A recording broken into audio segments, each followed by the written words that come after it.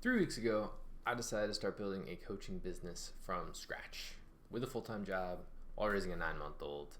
And today, I'm here to tell you exactly what I've learned so far in those 3 weeks, because most people who build something like this don't really talk about what it took to get them there until they're already past the ugliest part, and I'm very much still in it as a beginner. So here are 5 things that I've learned so far.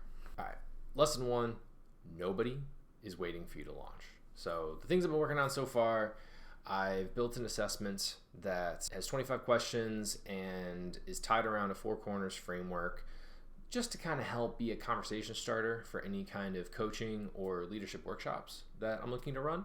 And I've been doing a lot of networking in LinkedIn, joining some different groups, getting the word out, ask people to take the free assessment just to potentially provide some feedback so I can get a little bit of practice. It takes less than 5 minutes. That's really it, not a big ask. I've had 7 people take it. 7 in a couple weeks.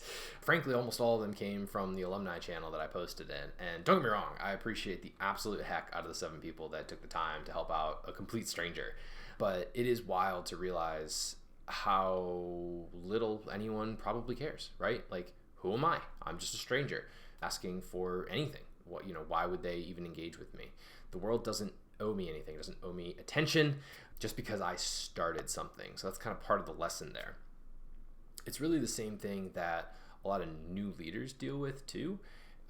Just because you get a leadership position doesn't mean you just get everyone's trust by design. You are probably starting at ground zero. Some of them might trust you if they know you, but otherwise you need to earn their trust. I do look at the responses I've gotten so far, not as a failure. It's just data, right? But it is a reality check. If I thought I'm going to build something and people will come as my strategy, that's just not how it works. This is something, honestly, there's a lot of people out there that talk about this. I know I'm a sucker for the occasional Alex Hormozy clip, and talking about the fact that you can beat 99% of people if you're just willing to continue to put in the work without needing that immediate reward, which gets a little into hustle culture. And frankly, you can't just put my head down for 16 hours a day and make this happen. That's not where I'm at in life. But it's true that if you can just get past that temptation of, I need somebody to reward me for this, just keep going. Just keep going. If you can get through 90 days, if you can get through that first year where nobody's watching, nobody's listening to you, you can break through and really build something. But along the way, you will not get a lot of that positive reinforcement that intrinsically I think we all really want. That brings us to lesson number 2, which is narrowing down your audience feels like shrinking, but it's actually the opposite. So when I started, I was really looking to utilize any kind of high achieving professional in my coaching framework as potential clients. And that's a little broad. It sounds good on paper, but in practice, I can't write content for everyone because I can't really describe their specific pain or problem. I'm casting a very broad net. And I spent a lot of time asking myself, who do I actually know how to help? Not who sounds impressive as a client, right? Essentially, my answer was, I'm looking at first-time leaders. So anybody who is basically just in a leadership position or has been in one for just a few years, making that jump from individual contributor to manager. I've built programs around these things in the past already, so I feel very confident in that space. I've had some coaching relationships with individuals in that space at companies that I've worked at. I also have a lot of stories as well, so I know that area pretty well. And as soon as I picked that, everything else got easier. I was trying to do too much and trying to reach out to too many people, and my voice wasn't reaching anyone. So still working on connecting more, but I feel a lot better about writing and building content because I know who my audience is. This concept is something that Seth Godin calls the smallest visible audience.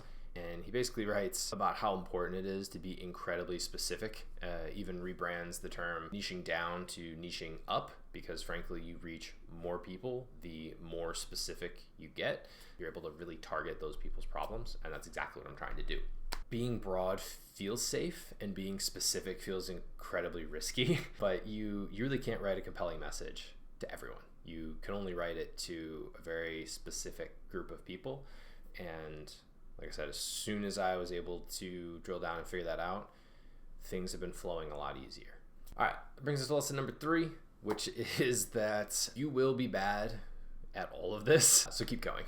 I am learning a lot of things right now. I'm learning how to network. I'm learning how to build content on LinkedIn, how to do content on YouTube, how to record and edit videos, how to build frameworks, general business development. I'm terrible at all of it right now because I'm new to all of it. I don't have confidence in a lot of these steps yet. I have confidence in my ability to coach, deliver workshops, things like that, because I've done it before. The rest of the stuff is all brand new. The frustration is real, but frustration means I am doing the actual work, not just planning it, which is something that I've definitely fallen into the trap of in the past. There's a famous quote by Ira Glass who describes it as the gap, which is where anybody who does creative work, they get into it usually because they have a certain taste for it, whatever it is, painting, writing, anything like that. They consumed enough to know like what's good and what's not good. Then they start. And very quickly as they start, because they have the taste, they know that their skills do not add up to good. And so they have to keep creating things that they know are not good. It's not a good feeling. It's very uncomfortable to know how bad the things are because you are just starting. And so you have to accept the fact that that is normal. You need volume and you need reps. And so you have to push through that part of the learning curve or you'll never get anywhere. You'll just drop it, pick up something else, run into the same frustration, rinse and repeat, and you'll just never move forward. If you're waiting to feel confident before you start, you will never start. Confidence only comes from reps, not the other way around. All right, this brings me to the 4th lesson that I've learned so far. AI is useful, but it will eat your voice if you let it. I've been making content, and I run into 2 key areas in content creation where I really struggle. The first is that initial ideation phase where I have a couple rough ideas, but I don't really know if any of them are valid or what sticks. And so I like to lean into AI and do a couple of prompts to just like generate some more ideas. And that way I can choose one that speaks to me, that I have a story about, that I have lived and have an experience to share, a lesson to share, something really valuable. And then I will write it. I have a very stream of consciousness kind of writing style and speaking style. And I will then feed that back into AI to help edit or make it a lot more concise. And if I were to just like copy and paste the output there, it's bad. Not like terrible, but not me. And as I pursue this business and frankly anything in life, authenticity is really, really important to me. I will absolutely lean on tools that make me more efficient, but I cannot just blindly use something that will rob me and rob the person on the other end of that authenticity. That's just not something that I can tolerate. There's a quote I saw by Paul Graham who said that if you just write how you talk, you will be better than 95% of writers. And that's exactly what I'm trying to do right now and ensure that I know that I'm capable of doing this. I know that I'm getting reps in regardless of who's clicking or viewing, or I'm speaking authentically. So in summary, using AI to think faster really helps, but it can't think for you because it's not you. And there's a line. You have to make sure that you're not crossing that line because it's really easy to do without noticing. That brings us to lesson number 5. This one might have been the most surprising, and that is you know you're working on the right thing when a lot of the other distractions and things that took up your time fade away and you don't miss them. I thought I needed to entertain myself a lot of the time, watching shows, streaming, whatever, and all of that has gone away because I just don't have time for it. My mornings are trying to get a workout in, trying to do a little bit of work if I can on this, and then it's usually breakfast with my family, and then it's my job. If I'm lucky, I can do a little bit of this during like a 30-minute lunch break, but otherwise I'm working until 5 o'clock, and then it's dinner time. After dinner, it's usually hanging out with my wife, playing with my son, taking my dog for a walk, and then between like 7 and 9 o'clock, I have time to work on this. That's my main window. My evenings used to be filled with things that just weren't that productive. And the interesting thing was that those 2 hours now, they fly. I'll look down, it'll be like 9, 10, and I'm like, oh crap, I need to wrap up this thought and I need to get up to bed. Start just kind of powering it down. It's amazing how good things feel when you're working on the right thing. Cal Newport talks about this in his book, Deep Work. It's really about the importance of finding something that you can focus on that sort of stretches you and is just challenging enough without being too insanely hard that you just want to disengage and put it down and kind of run away. When you do that, you enter this flow state, this deep work state, and I don't get that a lot in my regular job. Like, I've gotten it in periods. There's certain projects I've been more passionate about, like when I've done previous cohorts of leadership training and coaching. But outside of that, it's not the same. Like, work feels like work. This does not. And I haven't had that in my life in a long time.